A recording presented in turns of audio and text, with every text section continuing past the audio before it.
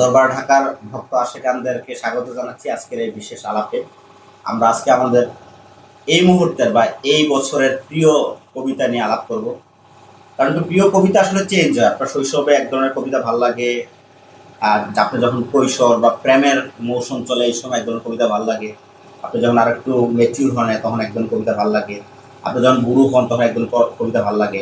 আবার এমন হয় কিছু কবিতা আপনার শৈশব থেকে শুরু করে পৌর পর্যন্ত আপনি এই কবিতার সাথে বসবাস করেন। তো সব মিলিয়ে আমরা আমরা আমরা আলাপ করতেছিলাম যে আমাদের যে কোনো একটা প্রিয় কবিতার কথা মাথায় আসলে কোন কবিতাটা আসে যেটা নিয়ে একটা আবেগ, একটা ভালোবাসা, কিছু কথা চলে আসে আর কি। তো আমরা আজকের এই মজমায় আমরা আমরা এক একজনের প্রিয় কবিতা নিয়ে রবীন্দ্রনাথ ঠাকুর তার একবার জার্নির একেবারে লাস্ট পর্যায়ে যে কাব্যগ্রন্থ হচ্ছে শেষ লেখা। আর এই শেষ লেখার একবার লাস্ট যে কবিতাটা, যেটাকে বলা হয় যে রবীন্দ্রনাথ ঠাকুরের একেবারে শেষ কবিতা, সেটা হচ্ছে, আমি এটা পড়ার সাথে এটা কানেক্ট করবো। কবিতা হচ্ছে, তোমার সৃষ্টির পথ রেখেছ আকীর্ণ করে, বিচিত্র ছলনা জালে হে ছলনাময়ী, মিথ্যা বিশ্বাসের ফাঁদ পেতেছ নিপুণ হাতে সরল জীবনে, এই প্রবঞ্চনা দিতে মহত্তরে করেছ নিশ্চিহ্নিত, তার তরে রাখুনি গোপন রাত্রি, তোমার জ্যোতিষ্ক তারে যে পথ দেখায় সে যে তার অন্তরের পথ, সে যে চির স্বচ্ছ সহজ বিশ্বাসে সে যে করে তারে চির সমুজ্জ্বল, বাহিরে কুটিল হোক অন্তরে সে ঋজু, এই নিয়ে তাহার গৌরব, লোকে তারে বলে বিড়ম্বিত, সত্তরে সে পায় আপন আলোকে দৌত অন্তরে অন্তরে, কিছুতে পারে না তারে প্রবঞ্চিতে, শেষ পুরস্কার নিয়ে যায় সে যে আপন ভান্ডারে, অনায়াসে যে পেরেছে ছলনা সহিতে, সে পায় তোমার হাতে শান্তির অক্ষয় অধিকার।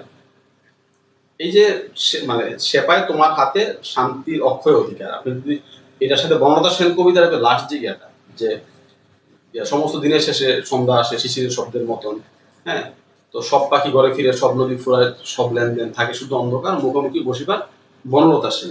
আমরা বনলতা সেন কবিতায় দরবারটাকে আলাপ করছিলাম। আমরা বলছিলাম যে বনলতা সেন মূলত আসলে চূড়ান্ত সত্যের সিম্বল, একজন মানুষের সর্বোচ্চ আকাঙ্ক্ষা থেকে সত্যের সাথে তার মিলন। তো জীবনানন্দ ওই কবিতার মধ্যে তার মূল আকাঙ্ক্ষা হচ্ছে বনলতার সাথে সাক্ষাৎ অন্ধকারের মধ্যে। তো রবীন্দ্রনাথ বলতেছে যে শেষ লাইনটা কি, যে যে আমরা যে জগৎটাকে দেখি, এই জগতের মধ্যে মূলত দুইটা আসপেক্ট। একটা আসপেক্ট হচ্ছে, এক জায়গায় শুধু দেখি আমরা দুঃখ, জরা, মৃত্যু, ক্ষয়, বিনাশ, এই একটা আসপেক্ট জগতের, মানে শুধু ধ্বংস হইতেছে, মৃত্যুবরণ করতেছে, পাতা ঝরে পড়তেছে, এই ধরনের নেগেটিভ আসপেক্ট। আর একটা পজিটিভ আসপেক্ট হচ্ছে উল্টার দিকে, জগৎ প্রতি মুহূর্তে মুহূর্তে সৃষ্টি হইতেছে, নতুন পাতা গজাইতেছে, মানুষের নতুন বিকাশ ঘটতেছে, নতুন সভ্যতা ডেভেলপ করতেছে। এই যে দুইটা আসপেক্ট। রবীন্দ্রনাথ ঠাকুর বলতেছে যে একটা হচ্ছে সসীম আর একটা হচ্ছে অসীম। মানে যদি কোনো ব্যক্তি এই জগতের প্রতি মুহূর্তে মুহূর্তে নতুন ভাবে রিক্রিয়েট হইতেছে, সৃষ্টি হইতেছে, জন্ম হইতেছে, এবং জগতের মধ্যে অনন্ত অসীম যে একটা ব্যাপার আছে, এই দিকে তাকানোটা মূলত হচ্ছে আসলে রিয়েলিটি। আর এটা ফলসনেস, মায়া যেটাকে বোঝায়, সেটা হচ্ছে জরা, মৃত্যু নাই। এটা আপনি একটা গান দেখবেন রবীন্দ্রনাথ ঠাকুরের, যেটা নৌকাডুবি সিনেমার মধ্যে গানটা দেখায়, যে তোমারও অসীমে প্রাণমন লয়ে যত দূর আমি যাই, কোথাও দুঃখ, কোথাও মৃত্যু, কোথাও বিচ্ছেদ নাই। মানে আমি যখন তোমার চিন্তা, জ্ঞান, বোধ মাথায় নিয়ে, অন্তরে নিয়ে যখন হাঁটি, তখন কোথাও মৃত্যু, দুঃখ, জরা কোনো কিছুই দেখি না আমি। ঠিক আছে, মৃত্যু সে ধরে, মৃত্যুর রূপ, দুঃখ হয় সে দুঃখের রূপ, তোমার হতে হয় জবে হয়ে বিলীন। আমি যদি তোমার থেকে বিচ্ছিন্ন হই, তখনই আসলে দুঃখ দুঃখের কূপ হয়ে ওঠে, মৃত্যু বিশাল ভয়ানক রূপ হয়ে আসে। তো এই যে জগতের দুইটা আসপেক্ট, রবীন্দ্রনাথ ঠাকুর বলতেছে, এই যে আমরা আল্লাহ যে সৃষ্টি তৈরি করছে, সৃষ্টির পত্র আসলে খুবই জটিল, কণ্টকাকীর্ণ, মানে বোঝা যায় না আসলে। এর মধ্যে যে নর্মালি আমরা দেখি যারা আসলে স্পিরিচুয়াল পার্সন, যারা সত্যিকার অর্থে সত্যের অনুসন্ধান করে, যারা ফিলোসোফার, তাদের জীবনটা দেখি আমরা, তার জীবনে ভালো কোনো টাকা পয়সা হয় না, বাড়ি গাড়ি হয় না, ফ্যামিলিগতভাবে খুবই সে কলাপসিং, মানে শুধু দেখি তার জীবনটা আসলে শুধু ধ্বংস, বিনাশ, নাই এই অবস্থা একটা আসপেক্টে দেখা যায়। কিন্তু যদি আমরা বড় পার্সপেক্টিভে দেখি, তখন দেখা যায় আসলে তার জীবনটা ছিল আসলে রিয়েল লাইফ। যেমন সক্রেটিস যখন তার জীবনে যাপন করতেছিল, সে আসলে খুব বেশি টাকা পয়সা দ্বন্দ্ব ছিল বটা এমন না। আবার কার্ল মার্ক্সের কথাও দেখেন, কার্ল মার্ক্স নাকি খুবই দারিদ্রতার মধ্যে জীবনযাপন করছে, তার অনেকগুলো সন্তান মারা গেছে অর্থবিত্তের অভাবে, পরবর্তী তার বন্ধু এঙ্গেলস তাকে হয়তো অর্থবিত্ত দিয়ে চালাইছে। আমরা যদি ঠিক কার্ল মার্ক্সের ওই জীবনটা দেখি, যে সে শুধু তার ফ্যামিলিতে টাকা পয়সা নাই, দ্বন্দ্বলোক নাই, বাচ্চা কাচ্চা মারা যাচ্ছে চিকিৎসার অভাবে, তার মতো ব্যর্থ মানুষ তো নাই। এট দ্য সেম টাইম পুরো পৃথিবীর সকল মানুষকে মুক্তির যে থিওরি দিচ্ছে, চিন্তা দিচ্ছে, এই থেকে তার মতো সফল হওয়ার কেউ নাই। এই অ্যাসপেক্টটা তো জীবনটাকে ঠিক এই জায়গা থেকে দেখা। তো রবীন্দ্রনাথ বলতেছে, এই যে সৃষ্টির পত্রা, এটা খুব আসলে মানে ব্যাখ্যা হচ্ছে আকীর্ণ করে বিচিত্র ছলনা জালে হে ছলনাময়ী। তো নর্মালি এখন কবি সাহিত্যিকের জীবন, যেমন আমরা একটা মজার বলি যে গ্রিক মিথোলজিতে যে বড় যে ক্যারেক্টার থাকে এটা হচ্ছে আপনার এই যে ভাই কি জানেন গ্রিক মিথে যে ট্রয় সিনেমার যে নায়ক থাকে কি জানেন? একিলিস। একিলিসের মা ছিল সমুদ্রদেবী, নাম থেটিস।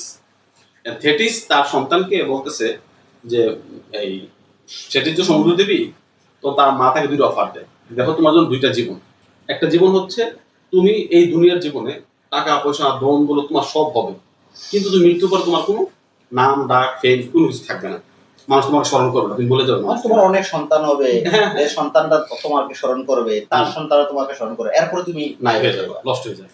আর আরেকটা জীবন হচ্ছে তুমি হয়তো এই জীবনে খুব ভালো বিয়ে শাদী করতে পারবে না, খুব অর্থবিত্ত কোনো কিছু হবে না, তুমি যুদ্ধ করবা, যুদ্ধের মধ্যেই মারা যাবে, খুব বিভৎস মৃত্যু হবে তোমার, কিন্তু মানুষ অনন্তকাল তোমাকে স্মরণ রাখবে, তোমার স্পিরিটটা দেওয়া করবে। তুমি কোন জীবনটা চাও?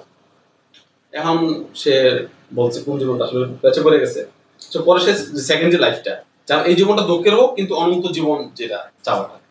তো এই যে নর্মাল আমরা মানে কিন্তু একটা ডায়লগ আছে সিনেমা, খুব মজার, টয় সিনেমাতে এই যে তাকে যে একটা মেয়ে উপহার দেয়, এই যে ট্রয় মেয়েকে, তো ওই মেয়ের সাথে তার ডায়লগ হইতেছে যে gods are jealous of human, মানে কি, কারণ আমাদের যে মানে সংক্ষিপ্ত জীবন, এই কারণে আমাদের প্রত্যেকটা মোমেন্ট খুবই মিনিংফুল, প্রত্যেকটা মোমেন্ট খুব মানে উপভোগ্য আর কি, যে আমরা জানি না কালকে কি হবে, পরদিন কি হবে। সো এরকম অনিশ্চয়তাটাই হিউম্যান লাইফকে একটা চ্যালেঞ্জ দিছে, একটা বিউটি দিছে, বিউটি কি যে বলে ক্যাওয়াসনেসের মধ্যে যে একটা বিউটি, এটা দিছে আর কি, তাদের সাথে আলাপ হতে চলে। আপনার এটা তো এই চিন্তা আপনারা যে সেনেকা যে আপনি অনুবাদ করলেন, সেনেকার যে বইটা, এর মধ্যে কোনো সেনেকা লাইফটা এইভাবেই দেখে যে জীবনের যে রূপটা নিয়ে সেনেকার যে বইটার মধ্যে, সেনেকার লাইফটা হচ্ছে যে ইয়ার মতো আর কি, যে কি যে বলে, মানে আমরা আমাদের পাস্ট এবং ফিউচার যেটা আমাদের নিয়ন্ত্রণ নাই, মানে অনিয়ন্ত্রিত অংশটা আমাদের অনেকের ক্ষেত্রে বর্তমানটাকে নিয়ন্ত্রণ, উনি বলতেছেন যে মানে প্রেজেন্ট নাও নাও, মানে এই মুভমেন্টটাতে গুরুত্ব দিতে হবে আর কি। এবং আমাদের ওই দুঃখ বেদনার কারণ নিয়ে কথাবার্তা বলছে আর কি, এটা অনেকটা এটার সাথে আমাদের ইয়ার সাথে মিলানো যেতে পারে, বুদ্ধের সাথে মিলানো যেতে পারে, সুখ দুঃখ সময় নিয়ে আছে দেওয়া। তো আমি যেটা বলছিলাম যে এই কবিতা যেটা বললাম যে সৃষ্টির পর, সৃষ্টির দেখো তো দুইটা ব্যাপার আছে, এবং এই কথাটা কিন্তু কোরআনে সূরা বালাদের মধ্যে বলতেছে যে মানুষকে আমি সৃষ্টি করলাম খুব কঠিন স্ট্রাগলের ভিতর দিয়ে, এবং তার জন্য দুইটা পথ বাতলে দিলাম, ফিল কাবাত, সূরা ফিল কাবাতের দুইটা পথ বাতলে দিলাম না। একটা পথ হচ্ছে খুব সহজ সরল, ওই যে বললাম যে থেটিস সমুদ্র দেবী তার সন্তানকে যে অপশন গুলা দেয়। আবার যে মেট্রিক সিনেমাও দেখেন, ওই সিনেমার মধ্যে যে থাকে, যে একজন গুরু থাকে মরফিয়াস, সে কিন্তু নিউকে দুইটা হাতে অপশন দেয়, পিল দেয়, একটা রেড পিল, একটা যে কি বলে নীল জাতীয় পিল, ব্লু পিল। এখন দেখা যায় একটা পিলের মধ্যে আসলে দ্যার ইজ নো ফিউচার, আর আছে ফিউচার। তাহলে এই যে দুইটা জীবন, কিন্তু নর্মাল মানুষ কি করে আসলে, সে চায় যে তার জীবনটাকে কোন রকমের টাকা পয়সা দম দল ভোগ করে সমাজ যাপন, নিশ্চিত স্টেবিলিটি চায়, ঠিক আছে। এই নিশ্চিত জীবনটা যাপন করতে গিয়ে সে আর লম্বা জীবনটা পায় না, অনন্ত জীবন সে হারায় ফেলে, যেটা একটা পশুর জীবন। আসলে পশু তো কি চায় আসলে, পাশবিক যে চাওয়া কি, খাবার দাবার, ধন সম্পদ, বিয়ে শাদী, যৌনতা, এই যে জৌলসটা চায়, কিন্তু এটার ফলে সে তার যে ইন্টারনাল ওয়ার্ল্ডের যে লাইফ, এটা অনন্ত জীবন, অনন্তের যে পথ, এই পথটা সে হারাই ফেলে। তো এই খোদার হয়েছে কি, খোদারকে রবীন্দ্রনাথ ঠাকুর বলছে ছলনাময়ী। কেন ছলনাময়ী বলছে?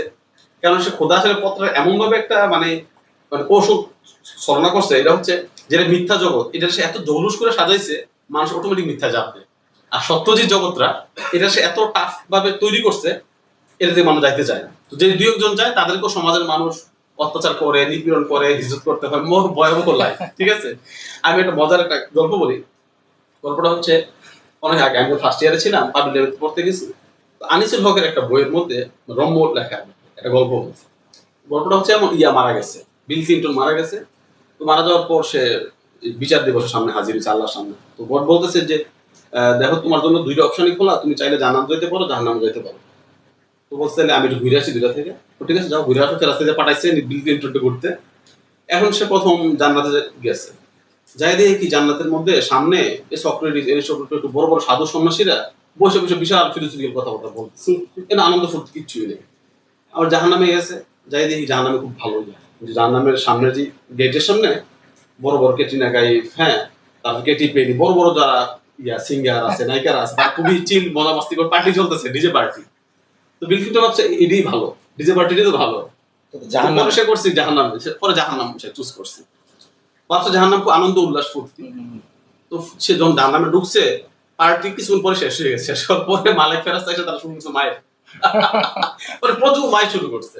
তো এই যে দুইটা জগৎ আজকে, এবং এটা আর একটা মজারাই বলি যে ইয়ার সাথে যে আমরা যে ইয়া বলি না গ্রিক মিথে যে প্রমিথিউস, তার অনেক বেশি আমরা মানে গুরুত্ব দেয়। প্রমিথিউসের ব্যাপারটা হচ্ছে যে প্রমিথিউস ছিল একজন দেবতা, সে স্বর্গে থাকতো। এখন স্বর্গের একটা সময় নিয়মটা ছিল এমন যে মানুষ পৃথিবীতে সে ইয়া করবে, এই কুরবানি দেয়। এখন যখন সে কুরবানি দেয় পৃথিবীতে মানুষ কুরবানি দিলে এই কুরবানির মাংসটা কিছু মাংস মানে অধিকাংশ মাংসটা দেবতারা নিয়ে যায়। মানে দেবতারা মানুষ পৃথিবীতে কুরবানি দেয়, যেমন সামনে আমাদের কুরবানি ঈদ আসতেছে। এখন মানুষ করবে কি যে আল্লাহ রাজি খুশির জন্য, দেবতা রাজি খুশির জন্য সে কুরবানি দেয়, আর দেবতারা এসে সব মাংসগুলা নিয়ে যায়। এখন এই দৃশ্যটা দেখে ইয়া খুব খারাপ লাগে প্রমিথিউস, যেরকম কথা হইলো যে মানুষ এত কষ্ট করে একটা পশু লালন পালন করে একটা কুরবানি দেয়, একটা মানুষ দেবতারা এসে নিয়ে যায়। তো প্রমিথিউস একটা বুদ্ধি দিল মানুষকে, সরকারকে নাই না। বুদ্ধিটা হচ্ছে এমন, মানুষকে বললো যে তোমরা কাজ করো, তোমরা ওদের মাংসগুলো জবাই করবা, গরুটা পশুটা জবাই করার পরে তোমরা করবে কি নারী বড়ি হাড়গুলারে রাইখা এটার উপর তো ভালো মাংসের একটা আস্তরণ দিয়ে রাখবা, আর ভালো মাংসের একটা স্তূপ করবা, স্তূপের উপর দিয়ে করবা কি হাড় গুড়ের নারী বুড়ির একটা আস্তরণ দিয়ে রাখবা। তো এই বুদ্ধিটা প্রমিথিউস মানুষের দিছে। তো দেওয়ার পর করলো কি ইয়া আসলো, দেবতারা আসছে মাংস নেওয়ার জন্য পৃথিবীতে, ঠিক আছে। তাই সে তারা করছে কি, তারা তো দেখছে কি যেই মাংসটার মধ্যে করে শুদ্ধ মাংস আছে, ভালো মাংস আছে, ওইটা নিয়ে যাবে। তারা ওই মাংস তারা নিয়ে যায়। যখন স্বর্গে গিয়ে রান্না করতে দেখছে দেখি সব হাড় গুড়, যেমন আমরা কষাইরা যা যা করে, আপনাকে বললো ভালো মাংস দিছে, বাসায় এসে দেখবেন অধিকাংশই হাড়, 1 কেজির মধ্যে 300 গ্রাম 400 গ্রাম হাড় দিয়ে দেয়। তো দেবতা জিউস খুব ফেট আপ হইলো। তো জিউসের চিন্তা হইলো যে আসলে এই বুদ্ধি মানুষ কে দিল, মানুষ তো চালাক করার কথা না। তো পরে খুঁজপাই দেখলো এই বুদ্ধি আসলে মানুষকে এই প্রমিথিউস দিছে। আবার দেবতারা ওই অলিম্পাসের চূড়া থেকে দেখতেছে যে মানুষ ওই দিন খুবই মজা করতেছে, আনন্দ করতেছে, শুদ্ধ মাংস পাইছে আজকে প্রমিথিউসের বুদ্ধিতে। এট দ্য সেম টাইম মানুষ আবার আগুন দিয়ে খাবারটা রান্না করতেছে। তো দেবতা দিউস আরো ফেটা যে আগুন তো এতদিন ইয়াতে ছিল না, পৃথিবীতে আগুন ছিল না, আগুন কে দিল? আগুন তো একমাত্র ছিল স্বর্গে। তো পরে দেখছি আসলে আগুনটাও ওই দেবতা প্রমিথিউস মানুষকে দিয়ে গেছে। এই দিক থেকে আসলে প্রমিথিউসকে বলা হয় যে মানে মানবতাবাদী স্পিরিট। যেমন আপনারা দেখুন যারা মানবতা নিয়ে ভালো কাজ করে, এবং এটার জন্য কিন্তু প্রমিথিউসকে ভয়াবহ শাস্তি পাইতে হয়। যেমন আমরা দেখি একটা চূড়ার মধ্যে প্রমিথিউসকে একটা মানে এই হাত পা বেঁধে রাখা হয়, এবং একটা ঈগল পাখি সারাদিন তাকে খাবে, চোবলায় চোবলায় মানে টুকরে খায়। খাওয়ার পর রাত্রে আবার মাংসটা আবার ফুলফিল হয়। এটা অনন্ত তার শাস্তি, যে সে কেন মানুষকে ইয়া করবে, উপকার করবে। তো রবীন্দ্রনাথ বলতেছে যে এই যে মানুষের পক্ষে কাজ করা বা সত্যের যাত্রাটা কিন্তু আসলে এই কাজটাই, মানুষের জন্য কাজ করা। কিন্তু এই কাজের ভয়াবহ শাস্তি আছে, যন্ত্রণা আছে, এইটাই খোদার ডিজাইন। এখন তারপর তুমি কোন পত্র বাইসা নিবা। রবীন্দ্রনাথ শেষে বলতেছে যে যারা জেনে শুনে এই যন্ত্রণাটাকে, এই বিষটাকে, রবীন্দ্রনাথ বিখ্যাত গান আছে না, আমি জেনে শুনে বিষ করলাম পান, প্রাণর আশা ছেড়ে সপিছি প্রাণ। তো যারা জেনে শুনে জীবনের এই আগুনে ঝাঁপ দিবে তারাই সত্যিকার অর্থে আসলে জলের দেখা পাবে। আর যারা জেনে পৃথিবীতে আগুন মানে পানি দেখে যেখানে ঝাঁপ দিবে, এই পানিটা একটু পরে এটা শুধু আসলে এটা কাবার ফুটবো আসলে পানিটা, কিন্তু একটু পরে আসলে আগুন জাহান্নাম শুরু হবে। তো এটা হচ্ছে ছলনা। যারা এটা জেনে শুনে অ্যাকসেপ্ট করতে পারে তারাই সত্যিকারের আসলে অনন্ত পথে যাত্রাটা সে এন্টার করতে পারে, যাত্রা করতে পারে। তো তাসলিমের কবিতাটার মধ্যে যেটা যে তাসলিম কবিতাটার মূল ভাবটা এটা খুবই জনপ্রিয়, যে সত্য যে কঠিন, কঠিনের ভালোবাসি না। আসলে সত্য আসলে কঠিন, সত্য দেখতে মিথ্যার মতো। আমি এখানে আরেকটা গল্প বলি, কাহিল জিবরানের একটা গল্পটা হচ্ছে যে সত্য আর মিথ্যা একদিন সমুদ্র স্নানে গেছে। তো যাওয়ার পরে দুইজনই করছে তাদের পোশাক খুলে গোসলে সমুদ্র নামছে। মিথ্যা যেহেতু চালাক, সে করছে কি দেখছে কি সত্য গোসল করতেছে, ডুব দিয়ে রাখছে পানিতে। তো সে করছে কি আগে আগে উঠে গেছে পানি থেকে, উঠা সত্যের পোশাকটা পইরা সে মার্কেটে ঢুকে গেছে, পৃথিবীতে চলে আসছে। এখন সত্য গোসল থেকে উঠে দেখি কি তার কোনো পোশাক নাই, সে নেগেটও যাইতে পারবে না মানুষের সামনে। সে তখন করে কি মিথ্যার পোশাক পরে আবার মানুষের সামনে আসে। এখন আমাদের সমাজে দেখবেন যেটা সত্য এটা আসলে সত্যের পোশাক, ইন্টারনালি সে মিথ্যা। আবার যেটা মিথ্যা দেখতেছেন এটা আসলে মিথ্যার পোশাক, ভিতরে তার সত্য। তো এই যে একটা দ্বৈততা আছে, এই দ্বৈততা আছে না ভাই, সত্য মূলত উলঙ্গ, এইজন্যই মনে হয় মিথ্যা করে চলে গেছে। এই গল্পটা কিন্তু আসলে সব ইয়াতে পাইবেন, মিথোলজিতে, ধর্মের মধ্যে পাবেন। বা আপনি যদি ইসলামিক প্রফেটদের লাইফও দেখেন, খুবই পেইনফুল লাইফ। কিন্তু এই পেইনফুল লাইফ দেখে কি আমরা যাবো না? আমি আর একটা মজার কাহিনী বলে শেষ করে ফেলি। ছোটবেলায় ইয়া দেখতাম ডাব্লিউডাব্লিউ বক্সিং দেখতাম, বক্সিং এর মধ্যে প্রচুর মারামারি করতেছে, একটা উপরটা মারতেছে, স্টেজ ভেঙে ফেলতেছে, এই সেই। তো অনেক টেকনিক কিন্তু শিখায় মারা, মানুষকে মারা। তো মাইরের শেষে লেখা রাখে don't try this at home, যে যদি মারামারি দেখছো ঠিক আছে ফাইন, কিন্তু বাইরে দিয়ে ট্রাই করবো না। আমার যেটা মনে হয়েছে, আমাদের যে স্কুল কলেজ মাদ্রাসা বিশ্ববিদ্যালয়গুলোর মধ্যে এত মতো মহান ব্যক্তিদের জীবনী পড়ায়, সত্য নিয়ে আমাদের পড়ায়, আমার মনে হচ্ছে অবচেতন শিক্ষকরা আমাদেরকে বলে দেয় যে don't try this at home. যে বিশ্ববিদ্যালয় স্কুল কলেজে আমাদেরকে বলে নবীর জীবনী শিখায়, সক্রেটিসের জীবনী শিখায়, কিন্তু আপনি যখন যেই মুহূর্তে টিচারের সামনে সক্রেটিসের মতো প্রশ্ন করা শুরু করবেন, সে তখন রিয়াকশন দেখাবে, এই মেয়ে প্রশ্ন করে কেন, প্রফেটের মতো আচরণ করবেন, তখন মানুষ নিতে পারবে না। তাহলে এই যে আমাদের মানে বলে দেয় don't try this at home, এই লেখাটা আসলে মানে ইয়া থাকে আর কি, অ্যাবসেন্টলি প্রেজেন্ট, গোপনে বলে আর কি। এই হচ্ছে আমার ইয়া। অনেক সময় গালি হিসেবে ব্যবহার হয়। সাপোজ কেউ কবিতা লেখে, ধর আমার বন্ধু শরীফ কবিতা লেখে, তখন তাকে নজরুল বলে গালি দিতে হয়। আর নজরুল কিন্তু একটা গালি, মানে নজরুলের মাথা তুলে রাখে, নজরুলের মাথা তুলে রাখে, এখন অনেক নজরুলের নিয়ে অনেক সম্মান সমীহ। কিন্তু সাপোজ কেউ যদি নজরুলের লাইফটা অনেকে অনুসরণ করে, নজরুল এমন একটা পাওয়ারফুল ক্যারেক্টার, অনেকে নজরুল হইতে চায়। আমি দেখছি বেশিরভাগ কবি বাংলাদেশে যারা একটু শুরু করে কৈশোর বয়সে, তার মধ্যে নজরুলের একটা ভাব থাকে, জজবাব থাকে। তার এটলিস্ট শরীফ চুলগুলো রাখতো বড় করে, ঠিক আছে, লেখতো নজরুলের মতো একটা। তারপরে স্কুল থেকে হালকা মাঝে মাঝে ড্রপ আউটও হয়েছে, কিন্তু তখন সোসাইটি ফ্যামিলি কিন্তু তাকে খারাপভাবে দেখে, এই দেখো নজরুল হয়ে গেছে, ঠিক আছে, নজরুলও গালি হয়ে যেতে। আমি একটা আমার একটা হয়েছে যে আমি যখন আসলে এই লাইফটা যেমন আমি দেখলাম, মনে করেন কি যখন হুমায়ুন আহমেদ পড়ে, হুমায়ুন আহমেদ হিমু পড়ে, এখন বাবা মা কিন্তু আপনার হুমায়ুন আহমেদ হিমু আপনার পড়তে দিবে, নো প্রবলেম, কিন্তু যে আপনি হিমু হয়ে উঠবেন তখন সেটা বাধা দিবে কিন্তু। তো এই কথা নিয়ে আমার একটা ইয়ে হয়েছিল, আমার আব্বার সাথে নাকি আশা দিলেন, তো আব্বা নাকি যে কথা বলছিল যে ফেনের মেঘ এখানে পাতলা দিয়ে থাক তুমি ভাই, ঠিক আছে, তুমি এটা হওয়ার তোমার মানে ভার্সিটিতে কিন্তু আপনার আমার সক্রেটিসের জীবনী পড়তে দিছে, সক্রেটিস হওয়ার জন্য দেয় নাই। তা আপনি যদি বাপ মার সাথে যে বলছো কি আমি সক্রেটিস হইলে আপনার সমস্যা কি, সে নিতে পারবে না। তো এই যে আমাদের ভার্সিটি গুলো শিক্ষা প্রতিষ্ঠানের এই যে ধোকাটা, এই ধোকাটা যারা বুঝতে পারে তারা শিক্ষা প্রতিষ্ঠান ছেড়ে দেয়। তো রবীন্দ্রনাথ এই ধোকাটা বুঝতে তার সময় লাগছে, অনার্স পর্যন্ত মনে লাগছে তার, এরপরে সে মনে ইংল্যান্ডে যায়, সেটা ল পাস পরে শেষ করে নেয়। এই ধোকাটা বুঝতে নজরুলে লাগছে ক্লাস 8 পর্যন্ত, সে আর পরেই নি। তো লালন এর আগেই বুঝে ফেলছে, এই কারণে সে পড়াশোনায় যায় না। নবী বাইবোর্ডই প্রতিষ্ঠানেই যায় না, নবী রাসূল অধিকাংশ কেন যায় না, সেখানে আসলে একটা মানে ক্যামুফ্লেক্স থাকে, আসলে সত্যের কথা বলবে, সত্য বিক্রি করবে পোশাকটা, ইন এসেন্স এটা নট ট্রু, ফলসনেস।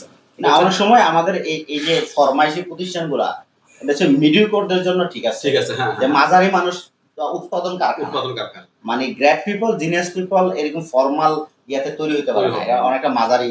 ধর আমরা ওই যে খুদে রাজপুতের কথা বলতেছিলাম, যে বড়রা শিশুদের মধ্যে বিষয়ের জগৎটাকে মাইরা দেয়, প্রশ্ন করার ক্ষমতাকে মাইরা দেয়। শিশুটা কিন্তু এমনি খুব ইনকুইজিটিভ, সে কিউরিয়াস, কিন্তু আমরা আস্তে আস্তে সবকিছু মেনে নিতে শিখি। বড়দের সাথে ছোটদের পার্থক্য কি, ছোটরা প্রচুর প্রশ্ন করে, আর বড়রা থেকে এটাই টেকেন ফর গ্রান্টেড। আমাদের শিক্ষাটা কিন্তু অনেকটা এরকম আর কি, যে আমাদেরকে মেনে নিতে শেখায়, কোঅপ করতে শেখায়, বাজারের জন্য উপযোগী, বাজার উপযোগী, হ্যাঁ, বাজার উপযোগী না হইতে পারলে সে কিন্তু এই কি লেখা নষ্ট হয়ে গেল আর কি। আমাদের অ্যাকচুয়ালি যে ট্রু এর জার্নি বা স্পিরিচুয়াল জার্নি, এটা আসলে লোনলি জার্নি, এটা আসলে প্রতিষ্ঠান আমাদেরকে ওটা বানাই দিয়ে যাবে না। এই আপনি জার্নি করতে যাবেন ইন্টারনালি, আপনি পিস কি বলে কালেন জিবরানের একটা খুব বিখ্যাত চিন্তা, সে বলছে যে মানে মানে মিডল এজের নারীরা, মিডল এজের সে বলছে মিডল এজের নারী অন্ধকারে হাঁটতো ভিতরে লাইট নিয়ে, আর মডার্ন এজের নারীরা ভিতরে অন্ধকার কিন্তু বাইরে লাইট। এটা কিন্তু মানুষের আসলে আমরা কি অন্তরের আলোটা জীবিত রাখার জন্য বাইরের আলো নিভিয়ে দিব, না বাইরের আলো টিকে রাখার জন্য অন্তরের আলো নিভিয়ে দিব? এই ক্রিটিক কিন্তু আসলে আধুনিক সভ্যতা নিয়ে কিন্তু রবীন্দ্রনাথের ক্রিটিক আছে। আসলে সে কিন্তু বলতেছে আসলে এই বর্তমান সিভিলাইজেশন বাইরের আলো যে পরিমাণ জ্বালতে পারছে, ভিতরের আলো ওই পরিমাণ জ্বালতে পারে না, ভিতরের আলো নষ্ট করে ফেলছে।